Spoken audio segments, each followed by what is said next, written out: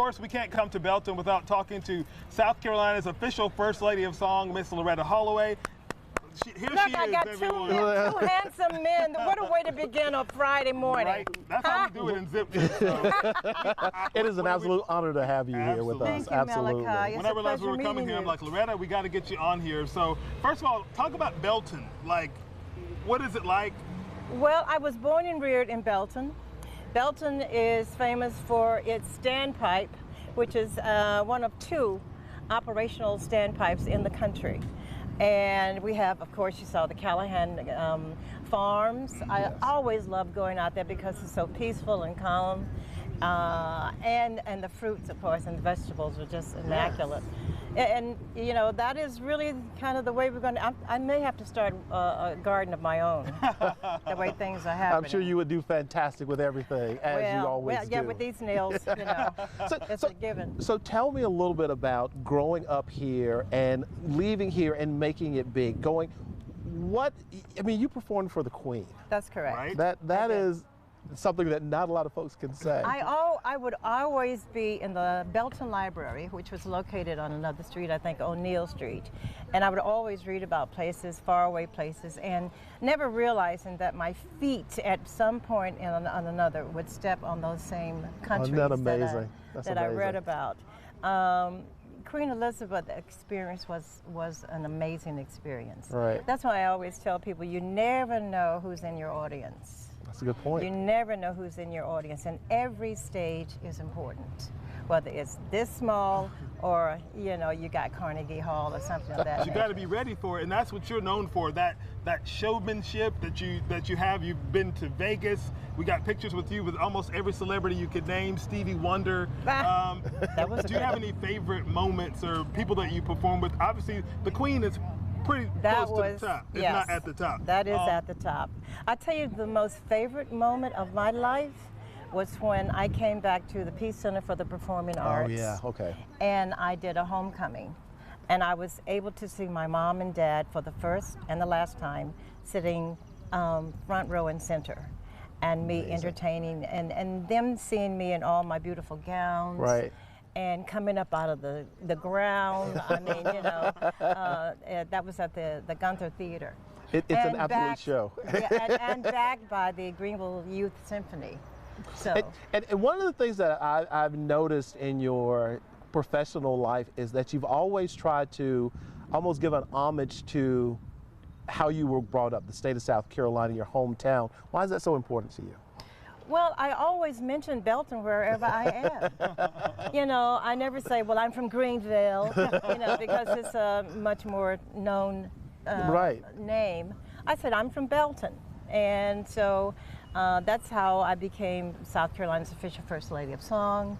By the Senate of South Carolina, and an Anderson County treasurer. Look at that. And I'm a little treasure. You are a treasure. For anyone who's ever met you and those that have not, you are definitely a treasure. And a lot of people may think like the South Carolina official First Lady of Song is something that you created. No, the Senate bestowed that upon you. Yeah, well, actually, I started calling myself, I took a playbook from Muhammad Ali. Good for you. You know, I am the greatest. I am South Carolina's official First Lady of Song.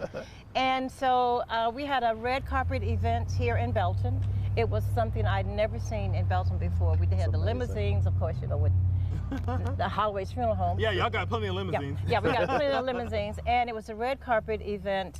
And that's when I got all of the honors. Amazing. My mentor, Skip Pearson, God rest his soul, he was my first music mentor. Right. And so he gave me a proclamation as well. But the proclamation that was given to me by the Senate was from Senator Billy Odell. Okay. And then the Anderson County County Council, you know. Anderson County Treasurer, that just came out of, that was beautiful. So, and I think probably it's a reciprocal relationship. You love your hometown, your home state loves you so much. And I know one of the big things that you like to do is the giving back, the concerts, the reaching out to the community. Why is that so important to you? Well, you know what? I am getting ready to do this is our second annual Celebrating the Community at South Main Mercy Chapel. I love that little church. They are an outreach program where they supply meals every day. They minister to the homeless. They minister to wellness, recovery. Right. And so it was suggested by a friend of mine, why don't I do a show where for a group of people or a congregation that could not normally afford to come see. Okay. And I'm telling you, the minute I walked out onto that, it wasn't a stage, it was at the church, the South Main Mercy Chapel. It was as if, it was an hour-and-a-half show or whatever. The minute I walked out, it was like everyone took a breath, even myself. And we didn't exhale until the last song. Right.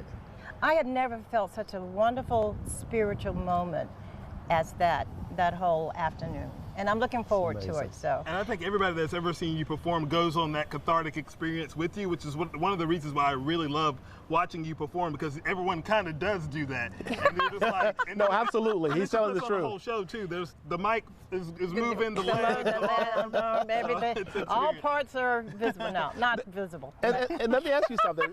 Have you found kind of a new following, a new cult following since YouTube and internet, the Twitter and Instagram and things like that? Well, has that brought in a new audience for you? Yes, and because I have 2 new songs. I'm getting ready. My first song I introduced on Your Carolina was called That Lady. And the second one is Feels Like Love Again, which I'm hoping I can do. And so then I am working on a third one that should be released by the end of June.